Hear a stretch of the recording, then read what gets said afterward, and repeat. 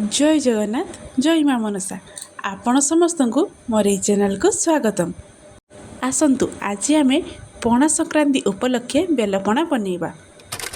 तापाई प्रथमे चलतु ये आम गोटे बेल को फटई नबा।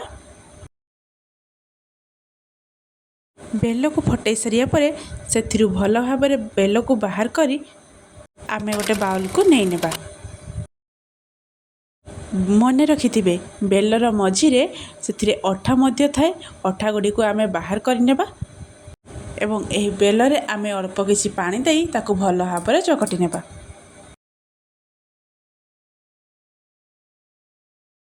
जदि आपण मानकु आजिर मोर ये वीडियो भल लगी थाए तेबे मो चैनल को लाइक शेयर सब्सक्राइब करने को जमा भी भूलिबेनी। देखंतु एठी बेल को आम भल भाव एमिति चकटी नेबा।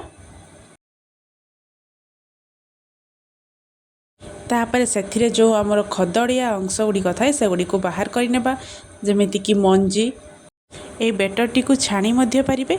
मु किंतु छाणी नहीं सेमिति ही मंजी गुड़ी को बाहर कर नहीं। तापर ताको अन्य गोटे बाउल को देदेबा एवं सेथिरे 1/4 कप चीनी देबा। चीनी आपणक हिसाब से दे पारिबे एवं चीनी व्यतीत गुड़ मध्य सेथिरे ऐड करि पारिबे।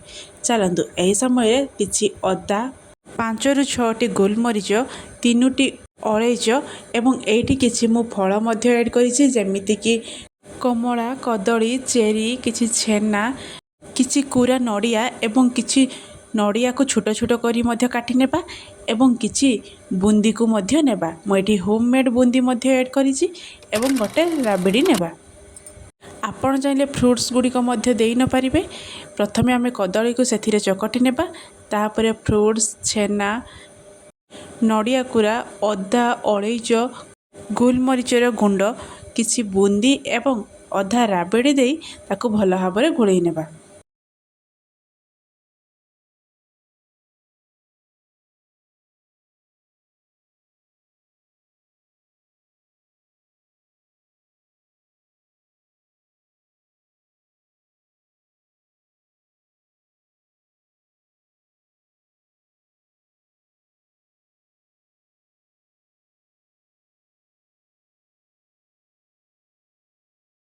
देखंतु पणाटी केते सुंदर देखा जाउची।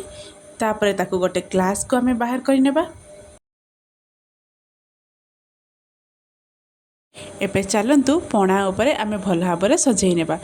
सेथिरे किछि कुरा नड़िया एवं काटी रखिथिबा नड़िया किछि बुंदी देबा एवं ता उपरे अल्प टिके छेना देबा। छोट छोट करी काटी रखिथिबा चेरी पकेबा एवं उपरे किछि राबिडी पकई एबे टेस्ट करि नेबा हमर बेल पणाटी केमिति लागिला। आजिर मोर ये वीडियो आपण मानकु केमिति लागिला मते कमेंट रे निश्चय जणाइबे। आपण माने थरे मो प्रोसेस रे बेलपणा बनांतु देखिबे खाइया पई बहुत भल लागिवो।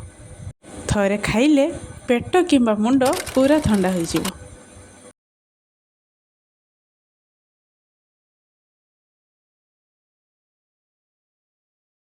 Thank you.